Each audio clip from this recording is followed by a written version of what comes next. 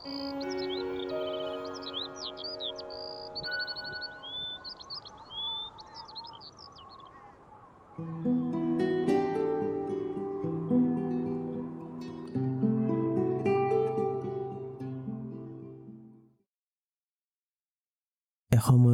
তেওঁ কৈছিল, I'm like a tree. You are not. You'll die. I will survive 2,000 years.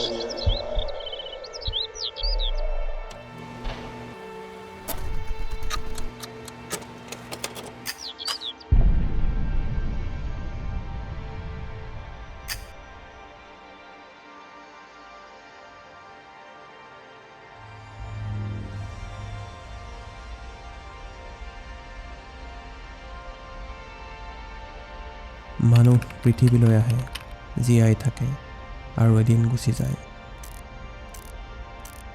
কিন্তু কিছুমান মানুহ এনে হয় যিসকল পৃথিৱীলৈ আহে আৰু চিৰদিনৰ বাবে থাকি যায়।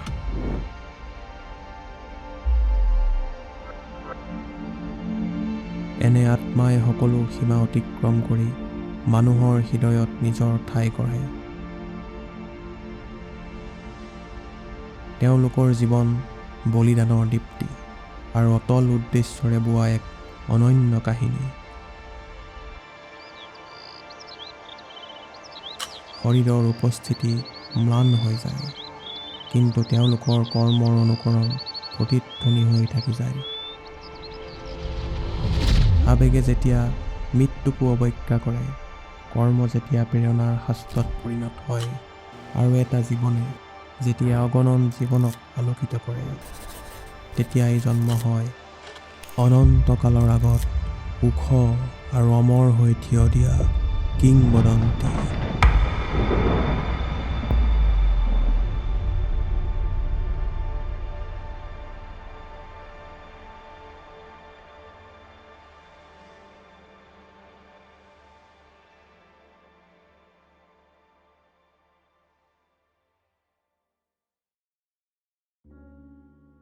জুবিন দা বুলি ক'লে কিছুমান কথা ক'ব মন যায় যে মোৰো এজন দাদা আছিল।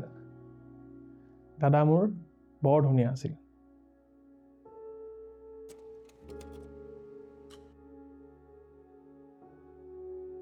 ধুনীয়া গান, ধুনীয়া মাত, ধুনীয়া কথা, ধুনীয়া মনৰ মানুহ আছিল দাদা।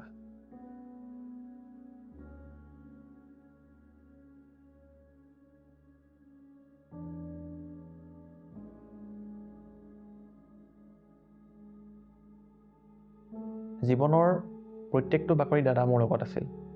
দাদাৰ গানে বাখৰ সাজিছিল মোৰ শৈশৱৰ ধেমালিত, কৈশোৰৰ হাঁহিত, যৌৱনৰ প্ৰেমত, আৰু জুখিছিল মোৰ চকু পানী 19 ছেপ্টেম্বৰত। মোৰ এজন দাদা আছিল। দাদা প্ৰেমিক আছিল। মানুহ কি, তেওঁ চৰাই, জীৱ জন্তু,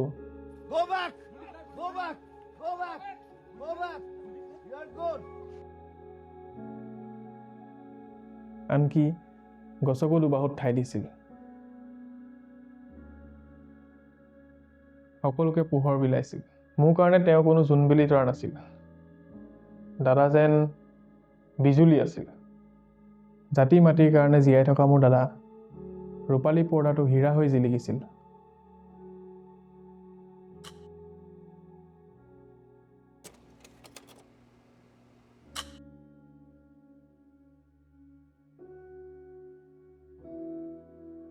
তেওঁ যেন কিবা এক আশীৰ্বাদ আছিল।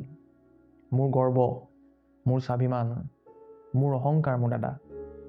সেয়েহে আকৌ ক'ম যে মই দুবৰি আৰু মোৰো এজন দাদা আছিল, আৰু দাদা মোৰ ইউকেলিপ্টাছ আছিল।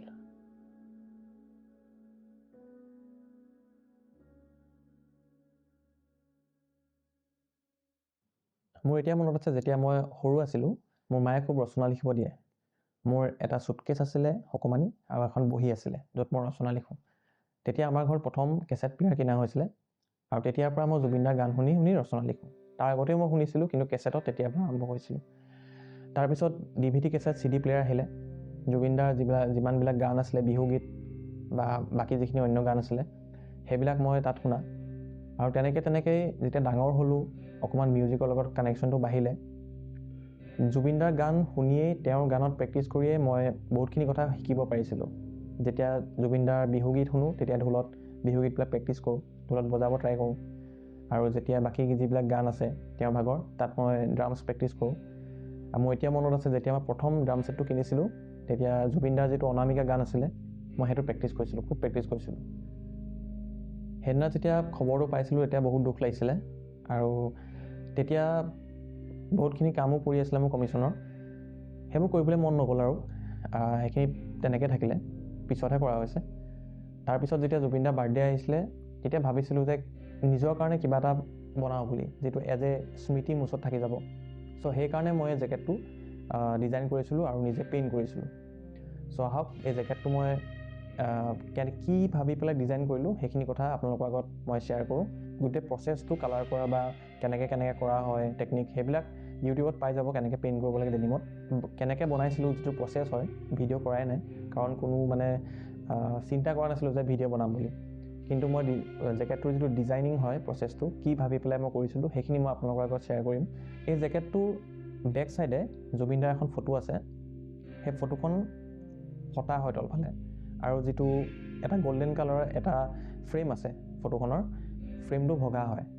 চ' মই এইটো ডিপিক্ট কৰিব বিচাৰিছিলোঁ যে জুবিন দা যি আছিলে আমি সেইটো চিনি নাপালোঁ।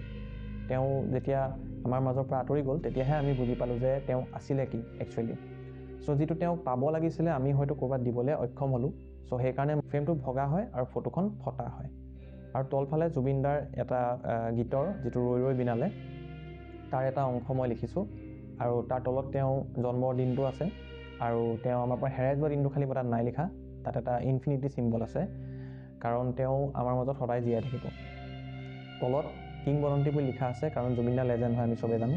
চ' অসমীয়াত কিংবদন্তি বুলি মই লিখি দিছোঁ আৰু জুবিন দাই যেনেকৈ কৈছিলে তেওঁক মাতিবলৈ আমাৰ নিচিনা ভাইটিবিলাকক জুবিন দা বুলি।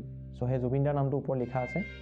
তাতে এটা তেওঁ খুব ডিপ এটা কথা তাত লিখা আছে, তেওঁ যিটো মানে বিচাৰিছিলে জীৱনত আৰু তেওঁ কৰিও থৈ গ'ল, সেইটো হৈছে যে তেওঁ ইউকেলিপ্টাছ গছৰ দৰে ওখ হ'ব বিচাৰিছিলে। চ' সেই লাইনটো তাত ওপৰত লিখা আছে।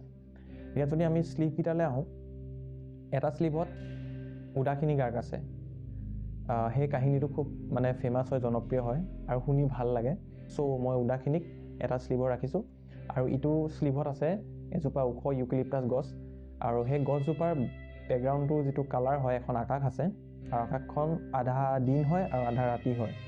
তাৰমানে দিন ৰাতি বা কোনো সময় চাই পেলাই তেওঁ ওখ নহয়, তেওঁ চিৰদিনৰ কাৰণে তেনেকৈ ইউকেলিপ্টাছ গছৰ দৰে ওখ হৈ থাকিব, মই সেইটো ডিপিক্ট কৰিব বিচাৰিছোঁ।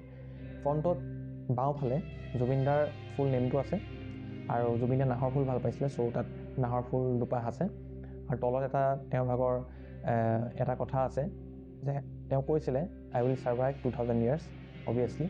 চ' সেই লাইনটো আছে আৰু তাৰ অপজিট ছাইডে ৰাইট ছাইডে ফ্ৰণ্টত তেওঁৰ যিখন প্ৰথম এলবাম আছিলে ডেবিউট অনামিকা 1992, চ' সেই চনটো আছে আৰু অনামিকাৰ কেছেটটো এটা ডিজাইনকৈ বনাই থোৱা আছে আৰু তলত তেওঁক মৰমত বহুত মানুহে যি বুলি মাতে গল্ডি দা বুলি মাতে, গল্ডি বুলি মাতে। চ' সেইটো সোণালী গল্ডেন কালাৰত পেইণ্ট কৰা আছে আৰু তলফালে এটা পকেট আছে য'ত NK প্ৰডাকশ্যনৰ চিম্বলটো আছে। NK প্ৰডাকশ্যনৰ চিম্বলটো এইকাৰণে আছে যে যেতিয়া আমি সৰু আছিলোঁ কেছেট যেতিয়া কিনিব যাওঁ তেতিয়া যদি ওপৰত NK প্ৰডাকশ্যনৰ অকণমানি য়েল্ল' কালাৰ লগোটো দেখোঁ তেতিয়া ভাবোঁ যে এখন জুবিন দাৰ গান আছে। চ' সেইকাৰণে NK প্ৰডাকশ্যন আৰু প্ৰথমখিনি যিমান তেওঁ গান উলিয়াইছিলে মেক্সিমাম NK প্ৰডাকশ্যনৰ আণ্ডাৰতে উলিওৱা হয়। চ' সেইকাৰণে মানে NK প্ৰডাকশ্যনৰ চিম্বলটো তাত এজ এ ডিজাইন পাৰ্চপেক্টিভ মই ৰাখিছোঁ। যিহেতু মই আগতে কৈছোঁ এইটো নিতান্তই মোৰ কাৰণে বনোৱা, মই নিজকে দিয়া এটা স্মৃতি হয় জেকেটটো আৰু এনেকুৱা জেকেট চাগে মই আকৌ নবনাওঁ কাৰণ ডেনিম বোলা বস্তুটোৱে মানে ৰং বেয়া পায়, তাত ৰং কৰিবলৈ খুব কষ্ট হয় আৰু ইমান সময়ো নাই, বহুতখিনি সময় দৰকাৰ হয়। মোৰ ওচৰত আৰু এটা বস্তু আছে, টি চাৰ্টৰ ডিজাইন এটা আছে মই বনাইছিলোঁ।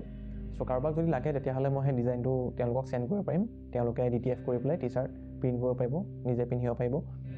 আৰু নেক্সট যদি আকৌ কিবা ভাল এনেকুৱা ইণ্টাৰেষ্টিং বস্তু মই বনাওঁ বা আপোনালোকক দেখুৱাব বিচাৰোঁ তেতিয়াহ'লে মই আকৌ ভিডিঅ' বনাম।